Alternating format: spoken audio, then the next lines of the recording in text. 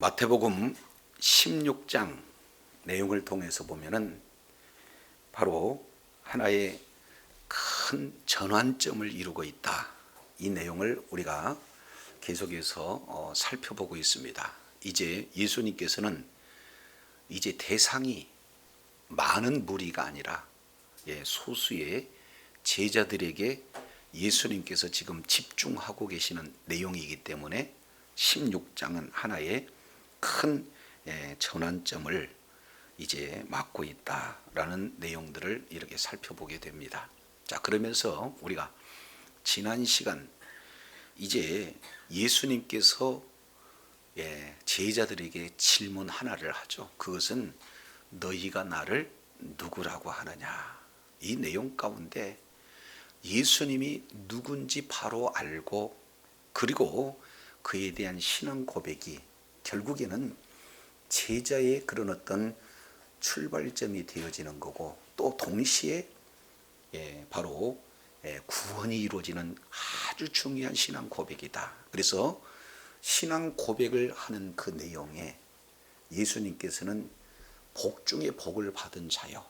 그리고 그런 신앙 고백을 하는 그런 자로 주의 몸된 교회가 세워지게 되어지고 그리고 몸된 교회를 세우는 그 일에 우리 하나님께서 아예 특별한 존재로 시몬이 변해서 베드로가 되어지는 바로 이 반석이 되어지는 그런 은혜가 주어졌다라는 내용들을 살펴봤습니다. 동시에 이제 교회에 주어지는 그런 사명은 사탄 마귀를 완전히 멸하는 일에 그리고 동시에 하늘문을 여는 그런 일에 그리고 끝까지 복음과 그리고 기도로서 정말로 이제 많은 영혼을 주님의 품으로 이끌음으로 교회를 통해서 하나님이 하나님의 나라를 어떻게 확장할 건가 하는 교회의 사명. 그래서 예수님이 누구신가 그리고 교회가 무엇인가 그리고 교회에게 주어진 사명이 무엇인가 세 가지 큰 틀에서 우리가 살펴봤습니다. 자, 그렇다면 오늘 16장 21절 이 내용을 통해서 보면은 이때로부터 그랬어요. 이게 참 중요한 하나의 전환점이 되어진 핵심 단어예요. 자, 이것이 마태복음에서는 3번 기록되고 있습니다. 이때로부터.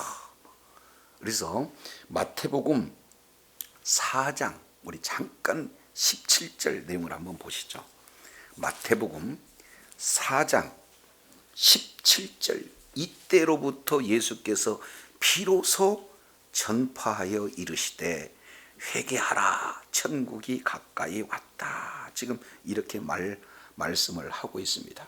결국 예수님께서는 이제 공생애를 시작하기에 앞서 우리 예수님은 이제는 메시아로서 등극식을 이루어집니다. 세례를 통해서 이제는 그 다음에 광야에서 시험을 받아요. 그리고 비로소 천국 복음이 전파되는 하나의 전환점 이때로부터라고 이렇게 시작이 되고 있어요. 동시에 두 번째 이때로부터가 어디냐? 오늘 마태복음 16장 21절 이때로부터예요. 이 내용은 무엇을 말씀하고 있습니까? 한마디로 본다면 신앙 고백 이전과 그리고 신앙 고백 이후를 이렇게 가름짓는 바로 새로운 전환점의 두 번째 내용이 오늘 본문에 기록이 되고 있어요. 자, 그러면 여기에 이제 이때로부터라고 하는 이 내용은 바로 예수님이 누군가에 따라서 예수님은 바로 그 메시아다. 그리고 예수님은 살아계신 하나님의 아들이다. 이 고백이 엄청 중요한 고백이 되어지잖아요. 자, 그래서 이 고백 이후에 비로소 우리 주님께서는 가르치시기를 시작해요. 21절 매우 중요합니다. 이 속에 많은 내용들이 함유하고 있어요. 21절 이때로부터 예수 그리스도께서 자기가 예루살렘에 올라가 장로들과 대제사장과 서기관들에게 많은 고난을 받고 죽임을 당하고 제3일에 살아야 할 것을 누구에게? 제자들에게 비로소 나타내시니라. 여기서 비로소 나타냈다라고 하는 것은 비로소 가르쳤다.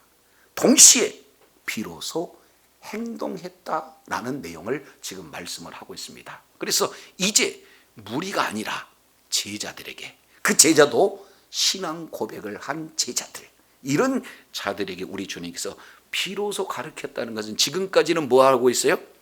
공개되지 아니하였는데 이제는 신앙 고백 이후에 비로소 들을 귀가 있어서 가르쳤다. 지금 이렇게 말씀을 하고 있는 것을 보게 됩니다. 자, 그랬다면 조금 더 자세히 보죠. 자, 그러면 가르치는 내용이 어떤 부분인가? 자세히 보면 예수 그리스도께서 자기가 어디로 올라가? 예루살렘으로 올라가. 여기서 예루살렘이라고 하는 내용은 바로 종교의 중심지입니다. 동시에 이제 정치, 행정의 중심지예요. 그래서 많은 사람들이 그곳에 모이는, 그곳에 직접 우리 하나님께서 바로 올라가셨다, 이렇게 표현하고 있습니다. 그러면은 잘 알겠지만 예루살렘에는 산헤드린 공회라고 하는 이런 바로 정치 중심 핵심이 그곳에 지금 이렇게 되어져 있잖아요. 그러면은 이 산헤드린 공회에는 대표적인 세 부류가 지금 하나의 산헤드린 공회 전체를 이끌어가는데, 첫 번째 대상이 누굽니까?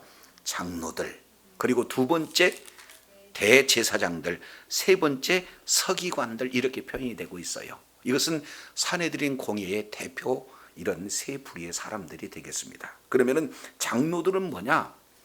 일반 백성들의 대표가 장로들이고, 그리고 대제사장은 사두개인의 대표가 바로 대제사장들이고, 그리고 서기관들은 바리새인들의 대표예요.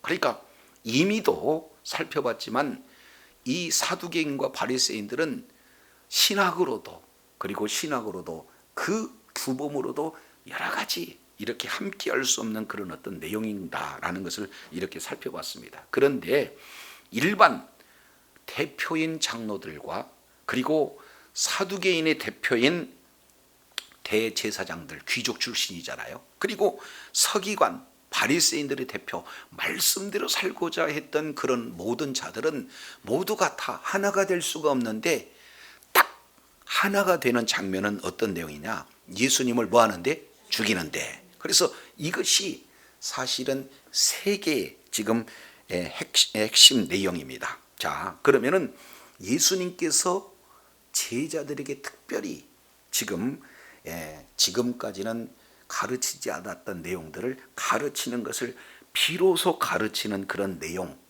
자, 어떤 내용인가 봤더니 산헤드린 공회 대표자들에 의해서 어떻게 된다는 겁니까? 많은 고난을 받고, 그 다음에 죽임을 당하고, 그리고 제3일에 살아나야 할 것을. 자, 그런데 이 내용을 원문으로 보게 되면은, 자, 이것을 의역해서 본다면은 서기관들의 많은 고난을 반드시 받아야 되고, 죽임을 반드시 당해야 되고, 제3일에 반드시 살아나야 할 것을 제자들에게 뭐예요? 비로소 가르쳤다. 지금 강조된 내용은 뭡니까? 반드시라고 하는 이 내용이 원문 속에는 그대로 지금 담겨져 있어요. 그러니까 이 일은 반드시 하나님께서 이렇게 계획하신 대로 이루셔야 된다는 사실을 예수님께서 거듭 강조하고 계시다, 라는 이런 어떤 내용이 되어져요. 자, 이 부분을 이제 마가복음에서는 이 내용을 조금 다르게 표현을 하고 있어요. 같은 내용인데 우리 잠깐 마가복음 8장을 우리 한번 살펴보도록 하겠습니다.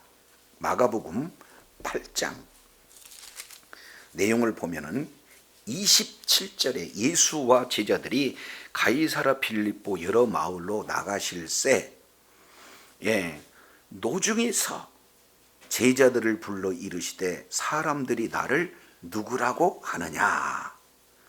여자와 이르되 세례 요한이라고 하고 더러는 엘리야 더러는 선지자 중에 하나라고 하나이다. 또 물으시며 너희는 나를 누구나 하느냐. 베드로가 대답하여 이르되 주는 그리스도이시니라 하매 30절 이에 자기 일을 아무에게도 말하지 말라 경계하시고 31절 우리 다 같이 한번 읽습니다. 시작.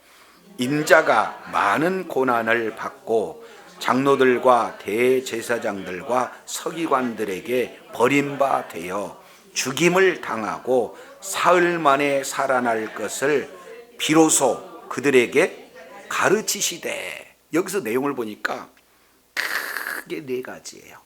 첫 번째 고난을 받고, 두 번째 버림바 되어, 세 번째 죽임을 당하고, 그리고 네 번째 살아나야 할 것을.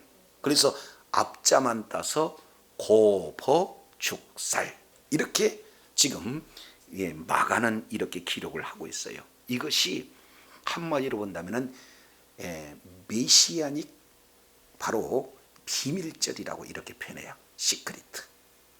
그러니까 메시아 비밀절이 드디어 제자들에게 공개되는데 그 공개되는 시점은 언제예요? 신앙 고백 이후에 이제 이 예수님께서 누구시고 예수님의 사역이 무엇인가 하는 이 내용을 지금 공개하고 있는 내용입니다. 그러니까 여기서 중요한 내용은 바로 이제 제자들이 가야 할 그 핵심, 그 내용은 가장 중요한 것은, 가장 출발점은 뭘 얘기하느냐? 바로 신앙 고백입니다. 그리고 동시에 메시아의 길이 뭐예요? 무엇인가? 이 내용이 그토록 중요해요. 그리고 세 번째 내용을 통해서 보면은 그러면은 제자의 길이 무엇인가?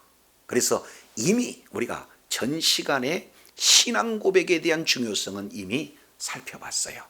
그리고 오늘 이 시간에는 제자가 걸어가야 할 그 핵심 세 가지 내용 가운데 두 번째 바로 메시아의 길이 무엇인가를 중심으로 진행하고, 양이 많으니까 다음 시간까지 연결되어서 이제는 과연 그러면은 제자의 길은 무엇인가 하는 내용을 지난 시간 그리고 이번 시간 그리고 다음 시간 세 번에 걸쳐서 제자의 그런 길을 우리가 조금 더 자세히 이렇게 살펴보고자 합니다. 자, 그렇다면 오늘 이제 두 번째 주제예요.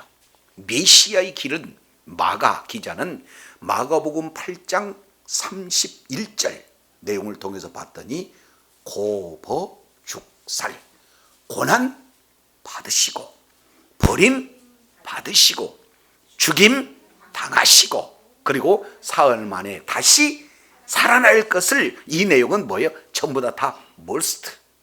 반드시 이 일은 뭐 해야 된다? 이루어져야 된다. 이 일은 하나님께서 계획되어진 거고 계획된 것은 반드시 뭐예요? 이루어져야 된다라는 사실을 우리 주님께서 신앙 고백을 한 그 자에게 비로소 지금까지는 감춰졌는데 신앙 고백한 이후에 비로소 가르치시는, 이때로부터 비로소 가르치시는 내용이다라는 사실을 이제 살펴보게 됩니다. 자, 그렇다면 하나님께서는 이 부분들을 언제 말씀하셨는가? 이 내용은 자, 이사야 선지자가 이렇게 표현해요. 자, 우리 잠깐 이사야서 52장 이 내용을 한번 보시겠습니다. 이사야서 52장 이 내용은 예수님이 오시기 이전 약 700년 전에 바로 예수님께서 이사야 선지자를 통해서 메시아가 오게 되어지면 그 사역, 메시아가 걸어야 할 그 길이 무엇인가를 정확하게 청사진으로 보여주고 계시는 장면이에요. 그래서 이 내용은 크게 15개 구절로 되어 있습니다. 15개 구절로 되어 있는데 이 15개를 5개의 이제 사실은 문단으로 나눠서 히브리인들이 이렇게 즐겨 사용하는 키아즘 구조의 형태로 지금 보여주고 계세요. 자, 먼저 이사야서 52장 13절부터 15절까지 이 내용을 통해서 보면은 예수님의 높아짐에 대한 내용이 기록되고 있어요. 이것을 신학적으로는 승귀 이렇게 표현해. 다른 말로 높아짐. 자, 그러면은 이 메시아 예수님께서 이제 그 얼마나 높아지신가. 13절에 여호와께서 이르시되 보라 내 종이 형통하리니 1번 받들어, 그 다음에 높이 들려서 3번 뭐예요? 지극히 존귀하게 되리라. 지금 이렇게 말씀을 하고 있습니다. 그러니까 부활 이후에 예수님이 십자가에서 죽으시고 부활 이후에 하나님 보좌 우편에 지금 이렇게 지극히 존귀하게 되신다라는 미리 예수님의 높아짐을 이렇게 말씀을 하고 있습니다. 자, 그러면서 이제 높아지심을 얘기했다면 53장 1절부터 3절까지는 낮아지심, 비하에 대한 내용들을 이렇게 말씀을 하고 있어요. 자, 그러면은 내용을 통해서 보면은 3절 내용을 보니까 그는 뭐를 받아서? 멸시를 받아서 사람들에게 뭐 했다? 그렇습니다. 비하예요. 하나님이신 예수님이 사람의 모양으로 이 땅에 오셨는데 그 예수님은 흠모할 만한 것이 찾을 길이 없어요. 그래서 오히려 사람들에게 뭐 한다? 멸시를 받았다. 이것은 예수님의 낮아지심을 지금 말씀을 하고 있는 거예요. 자, 그러면서 4절부터 6절 이 내용은 사실은 계란으로 본다면 노른자에 해당되는 5개의 문단이 3절, 3절, 3절, 3절에서 15구절이 3, 5, 15에 5개의 문단으로 나눠지는데 첫 번째 3절은 높아지심, 그 다음에 1절에서 3절까지는 낮아지심, 그러면은 4절부터 6절까지는 가장 낮아지심, 다른 말로 예수님의 고난에 대한 내용들을 지금 말씀을 하고 있어요.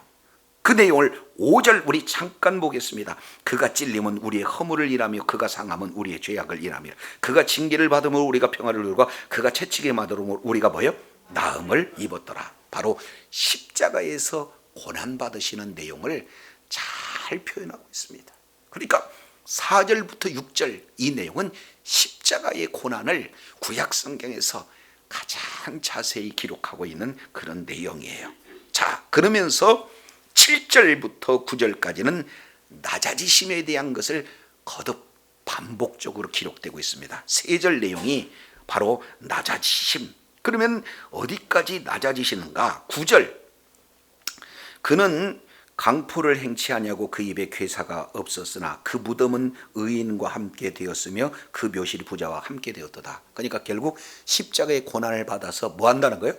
죽임 바 되어서 결국 장사 지낸 바 되었다. 예수님의 낮아짐에 대한 내용들을 말씀을 하고 있습니다. 그리고 마지막 10절부터 13절까지 이 내용을 통해서 보면은 뭐예요? 높아지심, 이 부분들을 지금 말씀을 하고 있는 것을 보게 되어져요. 자, 그래서 10절 내용을 통해서 보면은 여호와께서 그 상함을 받게 하시기를 뭐한다? 원하신다. 질고를 당하게 하셨다. 그러니까 예수님이 상함을 받고 질고를 당하시는 것은 하나님의 뜻이다, 원하신다라는 내용이에요. 그래서 그의 영혼을 속건제로 드리기에 이르면 그가 그 시를 보게 되며 그 날은 길 것이요 또 그 손으로 여호와의 뜻을 성취하리로다. 지금 이렇게 말씀을 하고 있습니다.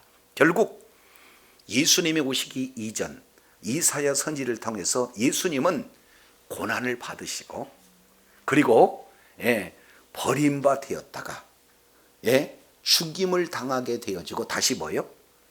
다시 살아나시는 이 고버죽살, 고난받으시고 버림받으시고 죽으심을 당하시고 다시 살아날 것에 대한 내용을 이사야서 52장 13절부터 53장 12절까지 총 15구절 5문단 이 내용을 이렇게 표현해요. 자, 이제 저를 잠깐 보세요. 자, 이렇게 표현되어 있습니다. 예수님의 높아지심, 요것은 이사야서 52장 13, 14, 15절.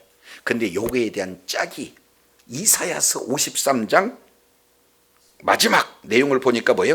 10절부터 12절까지 서로가 뭐예요? 예수님의 높아지심, 예수님의 높아지심, 메시아의 승귀에 대한 내용들을 짝을 이루고 있어요. 자, 이게 밑으로 내려옵니다. 한 단계. 예수님의 이제는 높아지심 가운데 뭐예요? 예수님의 낮아지심, 메시아의 낮아지심. 요게 이사야서 53장 1절부터 3절까지. 그리고 또 예수님의 이 낮아지심, 요게 이사야서 53장 7절부터 9절까지. 이해가 되죠? 그러면 가장 낮아지면서 고난, 이 내용은 뭐예요? 이사야서 53장 4절부터 6절까지. 이해가 되시죠? 그러면 전체 내용을 통해서 보면은 가장 낮아지고 낮아지신 예수님을 뭐예요? 가장 높여주시고 높여주셨다 하는 이런 내용으로 이사야 선지자는 15구절을 통해서 서로 병행 구절로 다시 한번 반복해요.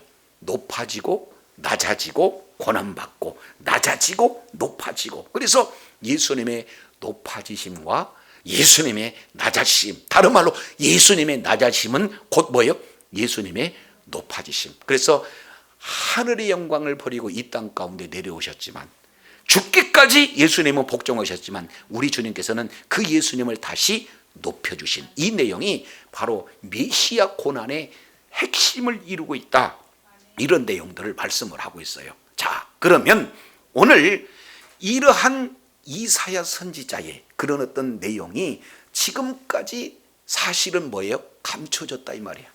그러니까 유대인들은 메시아 오심에 대해서 고난받으신 예수님은 기대도 하지 않고 생각도 하지 않고, 그들이 원하는 메시아는 마치 다윗 바로 왕과 같은 주변 나라를 뭐예요? 다 정복하고, 그리고 모든 고난받은 사람들을 다 이끌어낼 수 있는 정치적인 메시아로 그들은 고대하고 있어요. 왜 그렇습니까? 그 시대가 로마의 속국으로 고난받고 있을 때 다윗과 같은 메시아가 나타나서 로마를 다 이렇게 멸하시고 하나님의 나라 메시아 왕국을 세울 수 있는 그 메시아를 기대했는데, 그들은 까마득히 무슨 지금 원치 않은 거예요?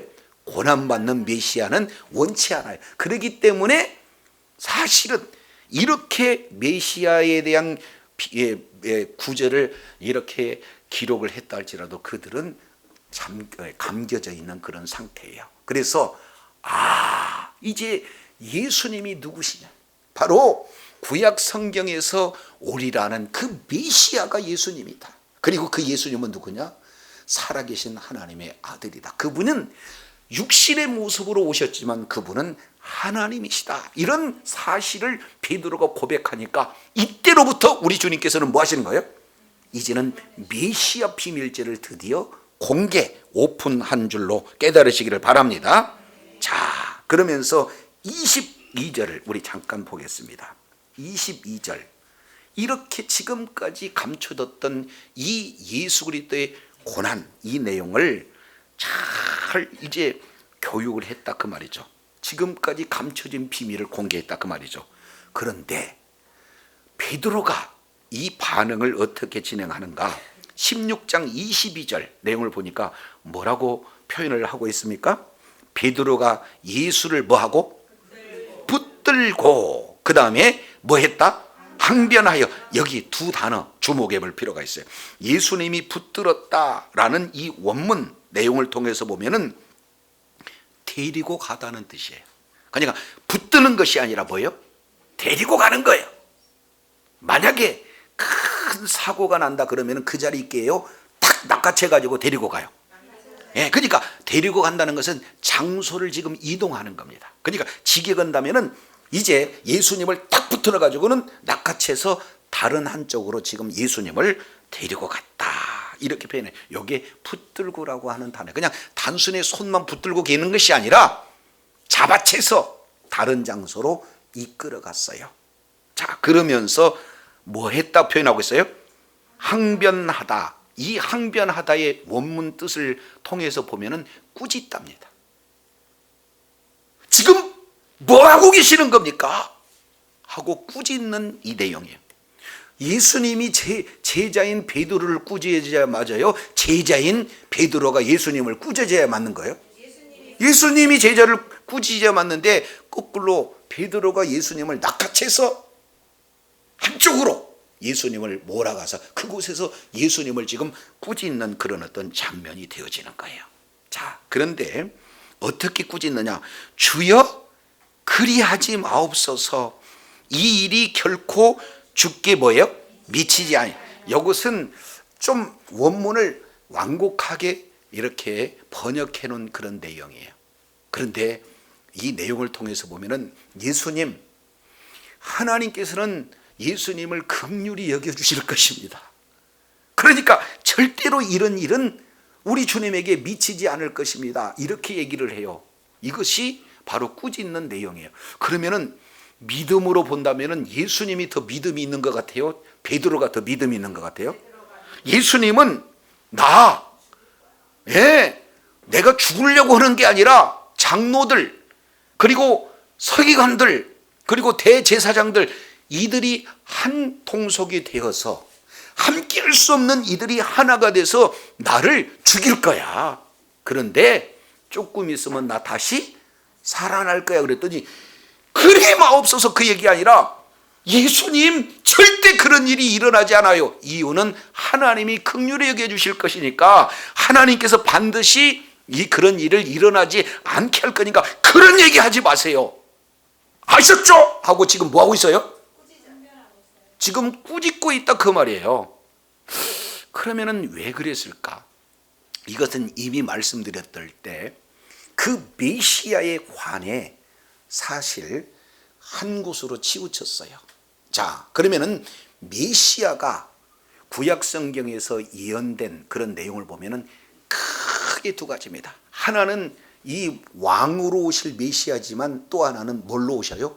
종으로 오실 메시아. 이 두 개의 메시아관이 묵묵히 흐르는데 두 개의 메시아를 양쪽 균형 잡게 그들이 갖고 있는 게 아니라 뭐만 가져요? 왕으로 오실 메시아, 이 내용만 이렇게 가지고 있는 그런 내용이 되어집니다. 자, 이 내용은 근거가 시편 2편의 내용을 통해서 보면은 자, 왕으로 오실 메시아에 대한 내용들을 예언을 하고 있어요. 자, 시편 2편 7절 우리 잠깐 살펴보도록 하겠습니다. 시편 2편 6절, 내가 나의 왕을 내 거룩한 시온에 뭐했다? 세웠다. 그러면서 7절에 내가 영을 전하노라. 여호와께서 내게 이르시되 너는 내 뭐다? 아들이다. 내가 오늘 너를 뭐했다? 낳았도다. 지금 이 말씀을 하고 있습니다. 그러면은 여기서 내 아들이라고 하는 이 내용은 한마디로 본다면은 이제는 만왕의 왕으로 오실 예수님에 대한 언약의 핵심 내용이 되어지는 거예요. 자, 그러면은 이 8절 내용을 보니까 왕으로 오실 메시가 하는 내용은 내가 이 여러 나라 이방 나라를 유업으로 주리니 내 소유가 땅끝까지 이르라. 내가 철장으로 그들을 깨뜨려 질그릇처럼 뭐한다? 부수리로다. 그러니까 열방을 통치한 메시아를 지금 우리 주님이 예언을 하고 있는 것을 보게 되어집니다.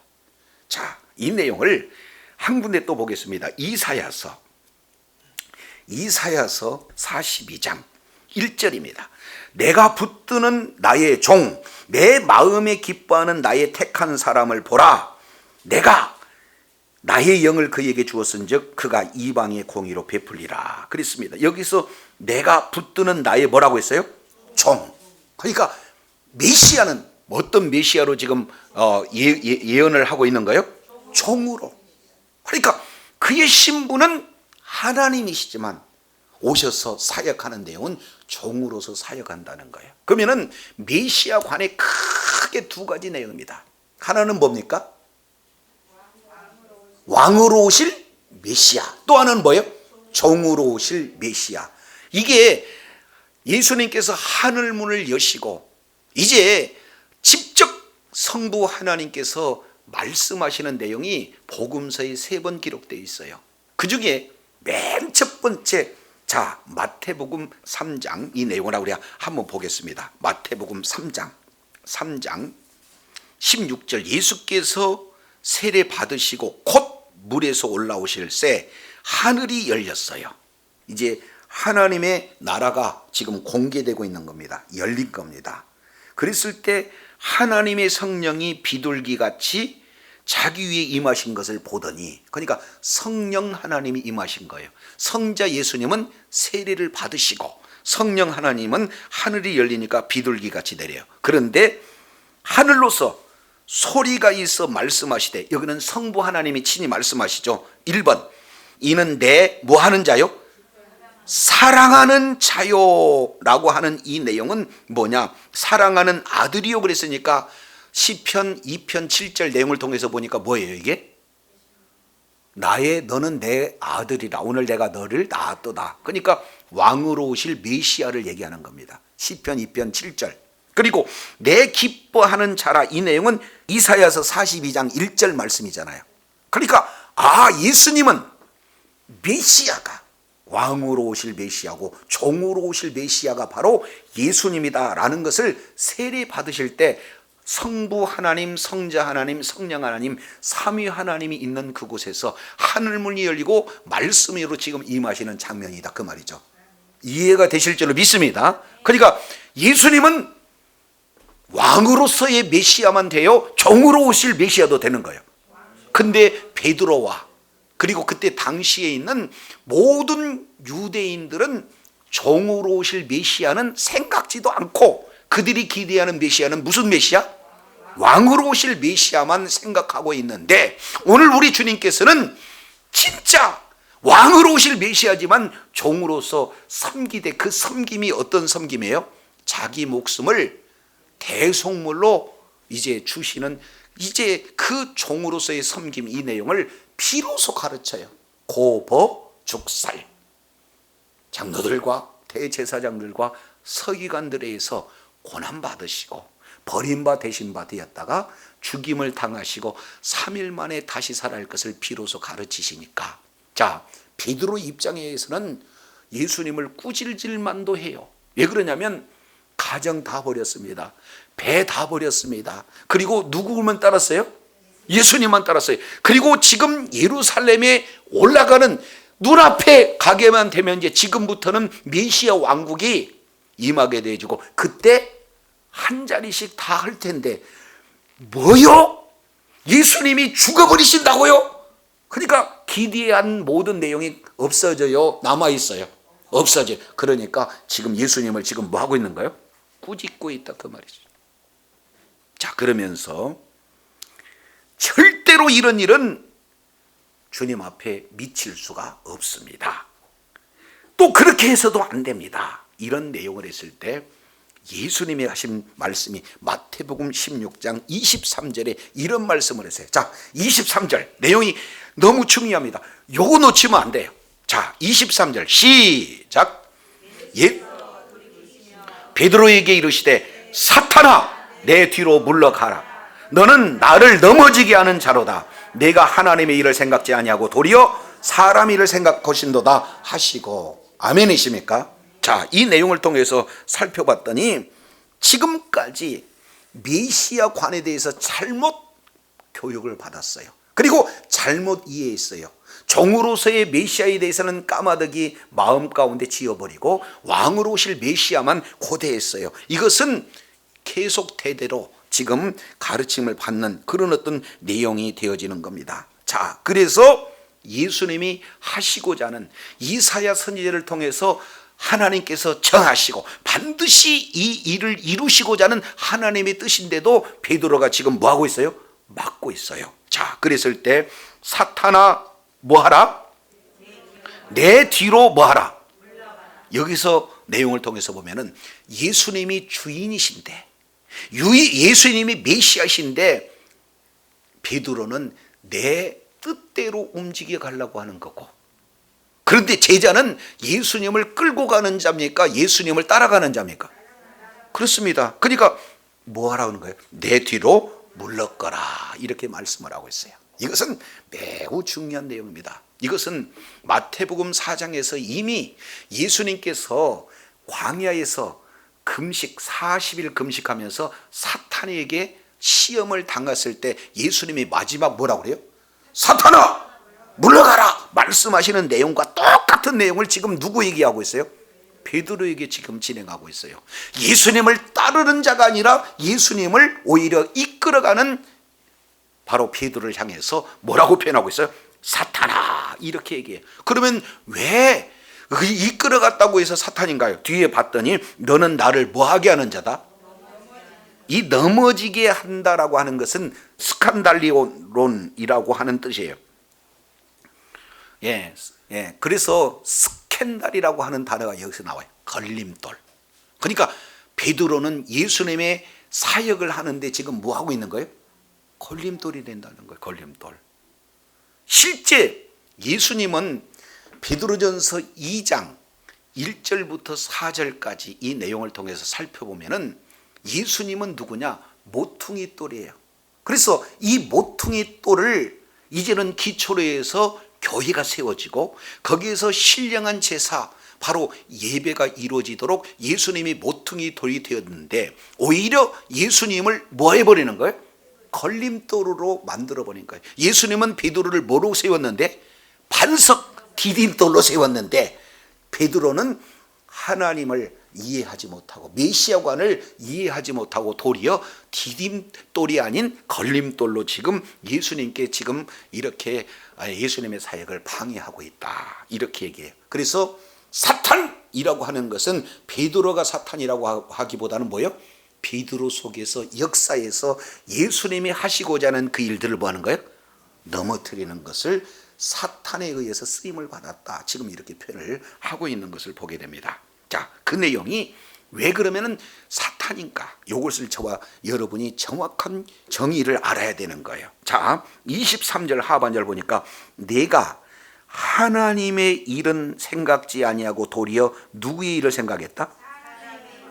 사람의 일을 생각했다는 거예요. 그러니까 사탄은 막 아주 그냥 뿔이 나고 무시무시한 존재를 사탄이라고 그래요. 하나님의 일이 아닌 사람의 일을 생각하는 걸 사탄이라고 그래요. 그러니까 저와 여러분 역시 마찬가지예요.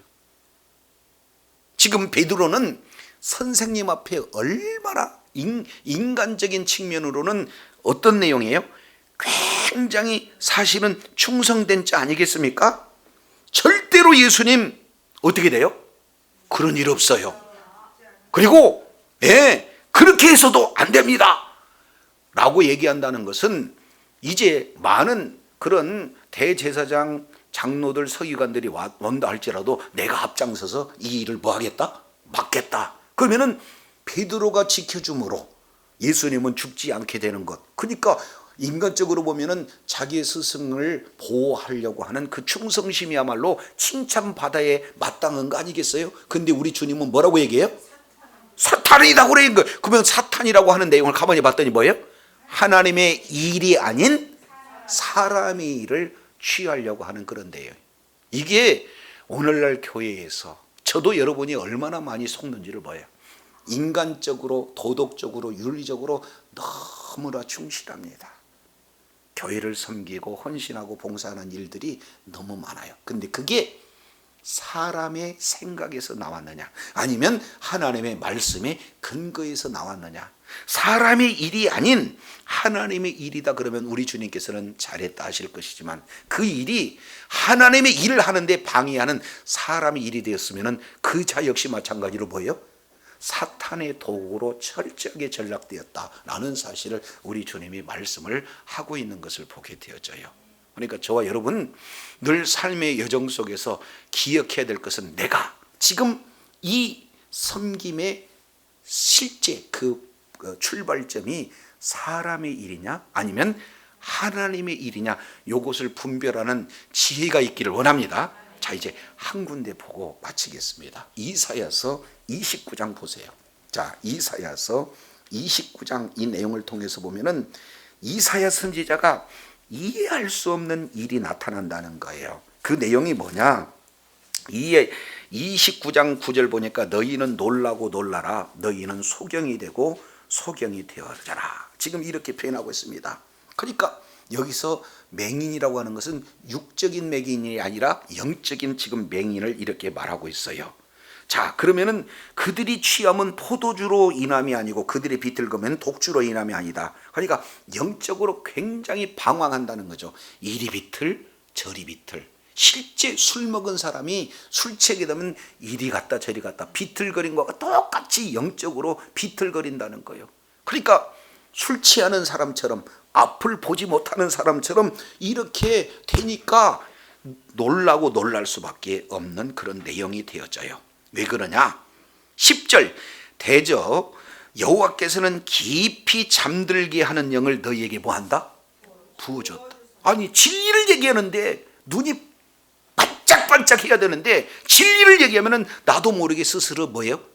눈이 감겨요. 자, 이 내용은 왜 그러느냐? 사실은 깊이 잠들게 한 영이 부어진 거예요. 자, 그래서 너희 눈이 감겼으니까 눈은 선지자고 머리를 덮으셨으니 머리는 선견자다. 그러니까 미리 하나님의 말씀을 알고 미리 볼 수 있는 그런 자인데 11절 모든 묵시가 너희에게 마치 봉한 책의 말처럼 이것이 유식한 자에게 주면 그가 뭐라고 하냐면은 봉해졌으니 못하겠다. 그리고 무식한 자에게 주면은 뭐예요? 나는 무식하다 해서 모르겠다. 그러니까 하나님의 말씀에 대해서는 전혀 깨달을 수가 없어요. 그러니까 이것이 진리인지 저것이 진리인지 왔다 갔다 영적인 방황을 하고 있는 마치 영적으로 술 취한 그런 자와 똑같다. 이렇게 표현을 하고 있습니다. 왜 그럴까요? 13절 잘 보세요. 매우 중요합니다. 13절 주께서 이르시되 내 백성이 입으로는 나를 뭐하고? 네, 나는 하나님 사랑해요. 나는 하나님 너무 좋아요. 하나님 영광 받으시길 원합니다. 하나님을 찬양합니다. 이것은 입으로는 잘하는데 입술로는 나를 가까이 하고 입술로는 존경하지만 그 마음에서는 멀리 떠났어요. 그래서 그들이 나를 경외하면 뭘로? 거기다가 밑줄 한번 착 쳐보세요. 사람의 계명으로 가르침을 받았다. 그러니까 그 결과가 14절 그러므로 하나님의 영으로 가르침을 받는 것이 아니라 사람의 계명으로 가르침을 받는 거예요. 그러니까 오늘날도 예수님을 뭘로 믿어요? 머리로 믿습니다. 이제 신학으로 이렇게 찾아가려고 애를 써요. 나의 경험으로 예수님을 알려고 해요. 이런 내용은 마치 영적으로 맹인과 같은 영적으로 술 취한과 같은 그런 내용이라는 거예요. 자, 그렇게 접근하게 되면 내가 이 백성 중에 기이한 일 곧 기이하고 가장 기이한 일을 다시 행하리니 그들의 중에 지혜자의 지혜가 없어지고 명철자의 총명이 뭐한다? 그러니까 오늘 베드로가 지금 뭐가 가려지는 거예요? 총명이 가려져요. 뭐가 가려지고? 지혜가 가려져요. 그러니까 예수님은 이사야 선지자가 말씀했던 것처럼 이 땅에 오셔서 왕으로 오실 메시아지만 또 뭐예요? 종으로서 오실 메시아니까 우리 인류를 죄에서 사망에서 구원하시려면 이분은 반드시 뭐 해야 돼요? 죽으셔야 돼. 그러니까 4번씩이나 나는 반드시 뭐야? 고난 받아야 된다. 나는 반드시 버림받아야 된다. 나는 반드시 죽임을 당해야 된다. 나는 반드시 살아나야 한다. 이것은 예수님의 뜻이요 그 이전에 하나님이 예수님을 통해서 이루시고자 하는 계획이고 바로 하나님의 뜻인 줄로 믿습니다. 그런데 하나님의 뜻을 스승이니까 내가 기대하고 있는 메시아 왕국이 없어지니까 그 일을 막는다는 것은 하나님의 일을 생각하는 겁니까? 사람의 일을 생각하는 겁니까? 그러니까 우리가 하나님의 말씀에 근거하고 신앙생활을 하는 것과 내 생각, 내 지식, 내 방법으로 신앙생활을 하는 것, 이 내용을 가지고 우리 주님은 무섭게도 사탄아 내 뒤로 물러가라. 우리 주님이 이렇게 말씀하고 계시다는 사실을 저 여러분 유념해야 될 줄로 믿습니다. 그러니까 우리의 기초가 말씀이냐 아니면은 지식이냐 사람의 지혜냐 이런 내용으로 판가름을 이렇게 낸다는 사실을 보게 됩니다. 그래서 말씀이 깨달아지지 않는 것은 엄밀히 따지면은 성령께서 이제 조명해 주시면 말씀은 깨달아진 줄로 믿습니다. 그러니까 이제 사도 베드로가 너희는 나를 누구로 하냐고 했을 때 뭐라고 표현하고 있어요? 주는 그리스도시요 살아계신 하나님의 아들입니다. 그것은 혈육이 아니라 아버지께서 이것을 깨닫게 하셨다는 거예요. 그런데 반면 아버지께서 깨달은 내용이 아니라 자기 지혜가 발동해서 절대 그리마옵소서 절대 이런 일은 이루어지지 않습니다. 이것은 아버지가 가르쳐 주는 거예요. 자기 생각이. 그렇습니다. 그러니까 예배 드리는 것도 내 생각으로 예배 드리는 것 아니에요. 섬기고 봉사하는 것도 내 생각으로 섬기고 봉사하는 게 아니야. 어디에서? 하나님의 말씀에 기초로 해서 성령의 인도함을 받을 때 하자가 없는 줄로 깨닫기를 바랍니다. 그래서 오늘 크게 세 가지 내용 가운데 두 가지를 살펴봤어요. 바로 첫 번째 제자로서 해야 할 이제 내용의 첫 스타트가 신앙 고백의 중요성을 이미 우리가 전 시간에 살펴봤고, 두 번째 예수 그리스도에게 걸어가야 할 길이 뭐예요? 바로 고보죽살. 바로 이 네 가지의 핵심 내용. 예수님은 반드시 죽으셔야 되지만 또 뭐예요? 반드시 살아나신다 하는 이 내용입니다. 그래서 우리가 다음 시간 그러면은 제자들이 걸어가야 할 길이 무엇인가 이것까지 우리가 생각해보면서 이제 예수님이 걸어가시는 그 길 우리의 지혜로 깨달을 수가 없어요. 성령께서 깨닫게 해주신 그대로 이제는 바로 예수님의 그 사명을 이제 우리가 바로 알고 이제 바로 믿고 그런 예수님의 그 가야 할 정확한 방향을 우리에게 우리 주님께서 보여주셨다면 하나님의 뜻은 예수님이 십자가에서 피 흘려 죽으심으로 말미암아 많은 영혼들이 죄와 사망에 매여 있던 그 자들이 이제는 죄와 사망의 권세를 물리치고 하나님의 자녀가 돼서 영원한 천국에 하나님의 나라의 소망을 갖게 하신 분이 바로 주님의 뜻이고, 이 일을 이루시기 위해서 주님께서 십자가에서 완성하시는 사랑이 우리에게 주어진 줄로 믿습니다. 주님 오시는 그날까지 바로 이 성경 전체의 핵심이요 기독교의 핵심인 바로 십자가와 부활, 이런 확실한 복음을 저와 여러분 믿음으로 생명으로 소유해서 복음을 받아들일 뿐만 아니라 복음을 증가하는 그 자리에 있어서 사람의 뜻이 아닌 하나님의 말씀의 기초로 하나님 앞에 존귀하심 받는 주의 자녀들이 다 되시기를 예수 이름으로 축원합니다. 기도하겠습니다.